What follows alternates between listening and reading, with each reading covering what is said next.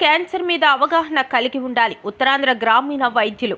ప్రపంచ క్యాన్సర్ దినోత్సవం సందర్భంగా ఉత్తరాంధ్ర గ్రామీణ వైద్యుల సంఘం మరియు కారుణ్య క్యాన్సర్ ఫౌండేషన్ సంయుక్త ఆధ్వర్యంలో విశాఖ బీచ్ నందు మహాత్మా గాంధీ క్యాన్సర్ హాస్పిటల్ వారి సహకారంతో బీచ్ ర్యాలీ నిర్వహించారు. అనంతరం వేములవలస శ్రీ సత్యసాయి వొకేషనల్ కాలేజ్లో క్యాన్సర్ అవగాహన సదస్సు నిర్వహించారు.